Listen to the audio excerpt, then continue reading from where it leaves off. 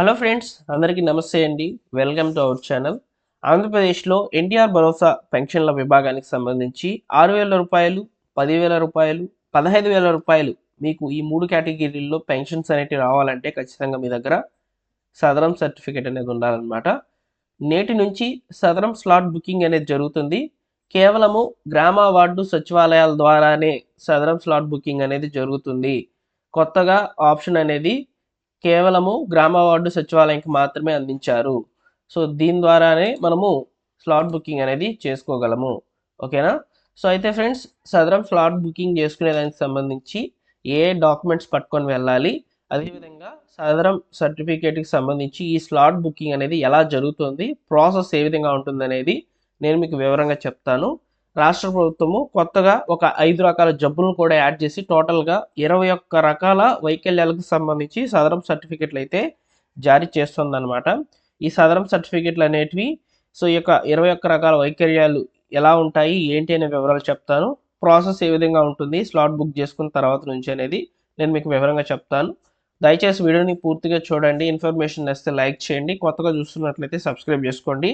పెన్షన్స్కి రిలేటెడ్గా వచ్చేటువంటి ఈ యొక్క ప్రభుత్వ పథకాల అప్డేట్స్ అన్నింటినీ కూడా నేను మీకు తెలియచేయడం జరుగుతుందన్నమాట. ఇక లేట్ చేయకుండా డైరెక్ట్గా టాపిక్లో కనుక వచ్చినట్లయితే, నేడు 25వ తేదీన 26వ తేదీన అయితే స్లాట్ బుకింగ్ అనేది జరుగుతుందన్నమాట. సో ఈరోజు నెంబర్ ఆఫ్ యూజర్స్ అనేవాళ్ళు ఈ యొక్క సదరం సర్టిఫికేట్కి సంబంధించి స్లాట్ బుక్ చేసుకుంటారు కాబట్టి వీలైనంత త్వరగా మీరు గ్రామ వార్డు సచివాలయంకి వెళ్ళి స్లాట్ బుకింగ్ అనేది చేసుకోండి. ఎందుకంటే నంబర్ ఆఫ్ యూజర్స్ అనేవాళ్ళు ఈరోజు ఎక్కువగా సర్వర్కి లాగిన్ అవుతారు కాబట్టి సైట్ కొన్నిసార్లు వర్క్ కాకపోవచ్చు. వర్క్ అయినటువంటి వాళ్ళకి అదృష్టంగా అయితే చెప్పుకోవచ్చు అనమాట. ఒకవేళ మీకు ఈ మార్చ్ 25, 26 తేదీల్లో స్లాట్ బుకింగ్ కాలేదనుకోండి, సో మనకు వచ్చే నెల నుంచి సోమ మంగళవారాల్లో ప్రతి వారం సోమ మంగళవారాల్లో స్లాట్ బుకింగ్ అనేది జరుగుతుంది. కొత్త సాఫ్ట్వేర్ని అయితే ఈ యొక్క సదరంకి సంబంధించి అయితే తీసుకురావడం జరిగిందని చెప్పి ప్రభుత్వం అయితే స్పష్టంగా చెప్పిందనమాట. సో కాబట్టి వీలైనంత త్వరపడి మీరు స్లాట్ బుకింగ్ అనేది చేసుకోండి. ఓకేనా? అయితే ఫ్రెండ్స్, 21 రకాల వైకల్యాలు అని చెప్పాం కదా. సో ఆ యొక్క 21 రకాల వైకల్యాలు ఏంటి అనేది ఇప్పుడు మనం చెప్తాను. సో ఒకసారి పూర్తిగా వినండి ఇక్కడ నుంచి. సో ముఖ్యంగా ప్రభుత్వము తాజాగా ఒక 5 డిసేబిలిటీస్ని అయితే ఈ యొక్క సదరం సర్టిఫికేట్స్ ఇచ్చేదానికి సంబంధించి చేర్చిందనమాట జాబితాలో. అందులో వచ్చేసి యాసిడ్ అటాక్ విక్టిమ్స్, అంటే యాసిడ్ దాడులు జరిగిన దానివల్ల ఇబ్బందులు పడినటువంటి వాళ్ళు, మాట మరియు భాష లోపం ఉన్నటువంటి వాళ్ళు, ప్రత్యేక అభ్యాస లోపాలు ఉన్నటువంటి వాళ్ళు, అటిజం స్పెక్ట్రమ్ ఉన్నటువంటి వాళ్ళు, బహుళ వైకల్యాలు కలిగినటువంటి వాళ్ళు, ఈ 5గురికి కూడా సదరం సర్టిఫికెట్లు అయితే ఇస్తామని చెప్పి చెప్తుందన్నమాట. ఈ 5తో పాటు మరో 16 వైకల్యాలు అయితే ఉన్నాయి. వాటికి సంబంధించి కూడా ఇప్పుడు నేను మీకు చెప్తాను, వినండి. బ్లైండ్నెస్, అంధత్వం ఉన్నటువంటి వాళ్ళు, లో విజన్, తక్కువ చూపు ఉన్నటువంటి వాళ్ళు, కుష్టు వ్యాధి నయం అయినటువంటి వారు, హీరింగ్ ఇంపైర్మెంట్స్ అంటే వినికిడి లోపం ఉన్నటువంటి వాళ్ళు, లోకోమోటర్ డిసేబిలిటీ చలన వైకల్యం అంటే నడవలేని పరిస్థితిలో ఉన్నటువంటి వాళ్ళు, కురచకాయం అంటే ఈ యొక్క మరుగుజ్జుతనం అంటారనమాట దీన్ని. సో అలా ఉన్నటువంటి వాళ్ళకి, మానసిక రుగ్మత ఇంటలెక్చువల్ డిసేబిలిటీ అంటారనమాట దీన్ని. సో ఈ యొక్క వ్యాధి ఉన్నటువంటి వాళ్ళకి కూడా సదరం సర్టిఫికేట్స్ అనేవి వస్తాయి. మెంటల్లీ ఇల్నెస్, మానసిక వ్యాధి ఉన్నటువంటి వాళ్ళు, ఆటిజం ఉన్నటువంటి వాళ్ళు, సెరెబ్రల్ పాలసీ ఉన్నటువంటి వాళ్ళు, ఇవి వచ్చేసి ఈ యొక్క కండరాలకు సంబంధించినటువంటి అనమాట. కండరాల క్షీణత వ్యాధి, దీర్ఘకాల నాడీ సంబంధిత వ్యాధులు, ప్రత్యేక అభ్యాస లోపాలు, మల్టిపుల్ స్క్లిరోసిస్ మరియు మాట మరియు భాష లోపం ఉన్నటువంటి వాళ్ళు, థాలసీమియా, హిమోఫోలియా, సికిల్ సెల్ వ్యాధి, బహుళ వైకల్యాలు అని చెప్పాం కదా ఇంతకుముందు మనము. ఆ బహుళ వైకల్యాలు అంటే చెవిటి అంధత్వం, ఇలా 2-3 డిసేబిలిటీస్ ఉన్నటువంటి వాళ్ళని బహుళ వైకల్యాల కింద అయితే తీసుకుంటారనమాట. సో అదేవిధంగా పార్కిన్సన్స్ డిసీజ్ అని చెప్పి ఒకటి ఉంటుందన్నమాట. ఇది దీర్ఘకాలిక వ్యాధిగ్రస్తుల కిందకైతే రిజిస్టర్ అవుతుంది. సో ఇలా మీకు ఈ యొక్క 21 రకాల వైకల్యాలు కనుక ఉండినట్లయితే మీకు సదరం సర్టిఫికేట్ అనేది ఇస్తారంట. ఈ సదరం సర్టిఫికేట్ బేస్ చేసుకొని మీకు పెన్షన్స్ అనేవి వస్తాయి. పెన్షన్సే కాకుండా మీకు రాష్ట్రంలో ప్రస్తుతానికి ఆర్టీసీ బస్సులో ఉచిత బస్సు ప్రయాణంతో పాటు ఈ యొక్క ఈ యొక్క ఫ్రీ ఎయిడ్స్ అనేటివి ఇస్తారు. అంటే ఈ యొక్క పరికరాలు, అంటే మీకు చూపు సరిగా లేదు, నడిచేదానికి సంబంధించి ఈ యొక్క walking sticks, wheelchairs, motor vehicles ఇవన్నీ కూడా ఇస్తారు. సో ఓన్లీ పెన్షన్స్కే కాదు సదరం సర్టిఫికేట్ ఉపయోగపడేది మీకు. సో లోన్స్ వస్తాయి, మీకు విద్యకు సంబంధించి గవర్నమెంట్ నుంచి డబ్బులు వస్తాయి విద్యా ఖర్చుల కొరకు, ఈ యొక్క పెన్షన్స్ వస్తాయి, ప్రయాణాలు ఫ్రీగా సబ్సిడీ మీద తిరగచ్చు. ఇలా కొన్ని ఉంటాయన్నమాట ఫెసిలిటీస్ సదరం సర్టిఫికేట్తో. చాలామంది కూడా ఓన్లీ పెన్షన్స్ అని అనుకుంటున్నారు. ఓకేనా, ఈ ఫెసిలిటీస్ అనేవి ఉంటాయి సదరం సర్టిఫికేట్కి సంబంధించి. 21 రకాల వైకల్యాల గురించి మీరు తెలుసుకున్నారు. అయితే ఇప్పుడు సదరం స్లాట్ బుకింగ్ ఎలా చేసుకోవాలి, ఎంత పర్సంటేజ్ ఉంటే మీకు పెన్షన్స్ అనేవి వస్తాయి, ఏ పెన్షన్ అనేది వస్తుంది అనేది ఇప్పుడు నేను మీకు చెప్తాను. మొత్తంగా సదరం సర్టిఫికేట్ బేస్ చేసుకొని మనకు 2 రకాల పెన్షన్స్ వస్తాయి. ఒకటి 6,000 రూపాయల కింద వచ్చేటువంటి పెన్షను, ఇంకొకటి 15,000 రూపాయల కింద వచ్చేటువంటి పెన్షన్. ఇవి కాకుండా 10,000 రూపాయలు వచ్చేటువంటి పెన్షన్ కూడా ఉంది. సో వాటి గురించి ఇప్పుడు నేను మీకు చెప్తాను. సో ఇక్కడ 6,000 రూపాయల పెన్షన్ అనేది మీకు రావాలంటే ఖచ్చితంగా మీ సదరం సర్టిఫికేట్లో 40% అబోవ్ ఉండి మీ వైకల్యత్వం డిసేబిలిటీ అనేది 40% పైన ఉండాలి. అంటే 40, 41 ఇలా స్టార్ట్ అవ్వాలన్నమాట. తర్వాత 85 బిలో ఉండాలన్నమాట.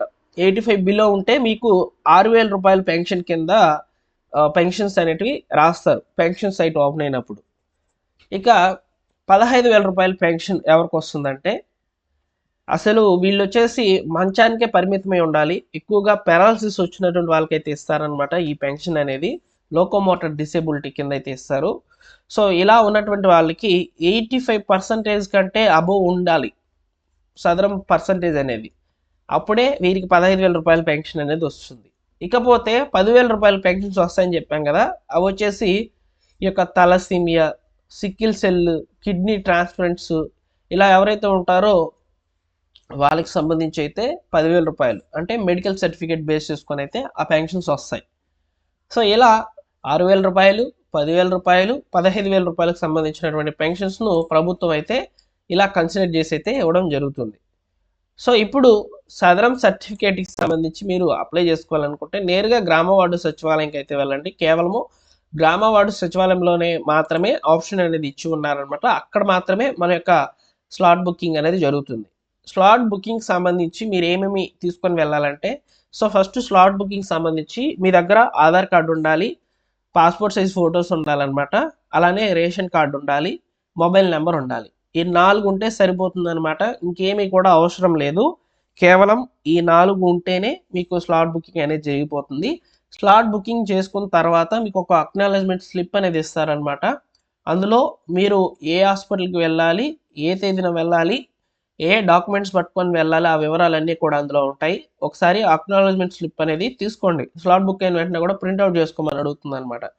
సో ఆ స్లిప్ తీసుకొని, సో అప్పుడు మీకు పలానా తేదీన అయితే వస్తుంది కదా స్లాట్కి సంబంధించి వెరిఫికేషన్కి. సో ఎగ్జాంపుల్కి ఇక్కడ మనము 26వ తేదీన స్లాట్ బుక్ చేసుకున్నాము అంటే ఆ రోజు నుంచి స్లాట్ బుక్ చేసుకుంటే మనకు వచ్చే నెల 2వ తేదీన స్లాట్ బుక్ అయింది అనుకోండి. అప్పుడు ఏప్రిల్ 2వ తేదీన ఏ హాస్పిటల్కి స్లాట్ బుక్ అయిందో అక్కడికి వెళ్ళాలన్నమాట మనం. సో మనకు ఈరోజు రేపు బుక్ చేసుకుంటే 30వ తేదీ నుంచి వైద్య పరీక్షలు అనేవి జరుగుతాయని చెప్పి ప్రభుత్వం అయితే చెప్తుందన్నమాట. సో కాబట్టి వెళ్ళేటప్పుడు మీ దగ్గర ఖచ్చితంగా ఇప్పుడు మనం ఏ ఏ డాక్యుమెంట్స్ తీసుకుని వెళ్ళామో, అంటే సదరం సర్టిఫికేటు, అక్నాలెడ్జ్మెంట్ స్లిప్పు, సదరం సర్టిఫికేట్ కాదు acknowledgement slip, Aadhaar card, ration card, passport size photos, working mobile number, ఏదైనా మీరు ఈ యొక్క వైద్య పరీక్షలు చేయించుకున్నటువంటి ఏవైనా స్లిప్పులు, చికిత్స పొందుతున్నటువంటి స్లిప్పులు, ఇవన్నీ కూడా డాక్టర్కి సంబంధించినటువంటి కూడా తీసుకొని వెళ్ళాలి. తీసుకొని వెళ్ళిన తర్వాత అక్కడ వైద్య పరీక్షలు చేసి మీకు సదరం సర్టిఫికేట్ అనేది ఇస్తారు. సో వివిధ స్టేజెస్లో మీ యొక్క సదరం సర్టిఫికేట్ అనేది రావడం జరుగుతుంది అనమాట. సో ఒక 30 రోజుల వ్యవధిలో స్లాట్ బుకింగ్ అనేది కంప్లీట్ అయిపోయి మీకు 30 రోజుల్లో సర్టిఫికేట్ అనేది జారీ అవుతుంది. సో దీనికి సంబంధించి అక్నాలెడ్జ్మెంట్ అనేది చాలా ఇంపార్టెంట్. దాంట్లో ఐడి క్రియేట్ అవుతుంది. దాని ద్వారా మీ యొక్క స్టేటస్, మీ యొక్క సదరం సర్టిఫికేట్కి సంబంధించినటువంటి స్టేటస్ అనేది మీరు చెక్ చేసుకుంటూ ఉండవచ్చు అనమాట. సో ఈ విధంగా సదరం స్లాట్ బుకింగ్ అనేది చేసుకోవాలి. వెరిఫికేషన్ ప్రాసెస్ అనేది ఇలా ఉంటుంది. తర్వాత డౌన్లోడ్ ఎలా చేసుకోవాలంటే, సదరం సర్టిఫికేట్ నేరుగా మీ యొక్క ఐడి ఉంటుంది కదా, సో ఆ ఐడికి సంబంధించి మొబైల్ నెంబర్ లింక్ అయి ఉంటుంది కదా, దానికి 3 సైన్స్ కంప్లీట్ అయిపోయినట్లు మీకు మెసేజ్లు కనుక వచ్చినట్లయితే మీకు నేరుగా గ్రామ వార్డు సచివాలయంలోనే సర్టిఫికేట్ డౌన్లోడ్ చేసి ఇచ్చేస్తారు. సో డౌన్లోడ్ చేసుకొని మీ దగ్గర పెట్టుకోవచ్చు. పెన్షన్ సైట్ ఓపెన్ అయినప్పుడు పెన్షన్స్ అనేటివి వచ్చినప్పుడు ఈ సర్టిఫికేట్ బేస్ చేసుకొని మీకు పెన్షన్స్ అనేటివి వస్తాయి. సో ఇలా అండి సదరం ప్రాసెస్ అంతా కూడా ఈ విధంగా అయితే జరుగుతుందన్నమాట. అయితే కొంతమందికి ఈ యొక్క సదరం సర్టిఫికేట్లో పర్సంటేజ్ అనేది పర్మనెంట్ కింద రిజిస్టర్ అయ్యి, కొంతమందికి టెంపరీ కింద అయితే ఉందని చెప్పి అడుగుతున్నారు. టెంపరీ కింద ఉన్నటువంటి వాళ్ళు మరొకసారి స్లాట్ బుక్ చేసుకోండి. స్లాట్ బుక్ చేసుకున్న తర్వాత మీరు అప్లై అయితే చేసుకోండి. ఎందుకంటే ఇక్కడ టెంపరీ మీద ఉంటే పెన్షన్స్ అనేటివి గవర్నమెంట్ ఇవ్వదు, అది కూడా మీకు చెప్పాలి. సో ఓన్లీ పర్మనెంట్ ఏదో ఉన్నటువంటి సర్టిఫికేట్ మాత్రమే పెన్షన్స్ అనేవి వస్తాయి. అయితే పెన్షన్స్ ఎప్పుడు ఇస్తారు అంటే, సో పెన్షన్ సంబంధించి ప్రస్తుతానికి ఎలాంటి సమాచారం కూడా లేదు. ఒకవేళ ఉంటే తప్పకుండా తెలియజేస్తాను. వీడియో అనేది ఖచ్చితంగా పబ్లిష్ చేయబడుతుంది మన ఛానల్లో. జెన్యున్గా ఉన్నటువంటి ఇన్ఫర్మేషన్ మాత్రమే చెప్తాను. ఊరికే నేను పెన్షన్స్ వచ్చేసి అప్లై చేసుకోండి అని చెప్పి మాత్రం ఏ మాత్రం కూడా చెప్పను, ఎంకరేజ్ కూడా చేయను. ఓకేనా? Thank you for watching.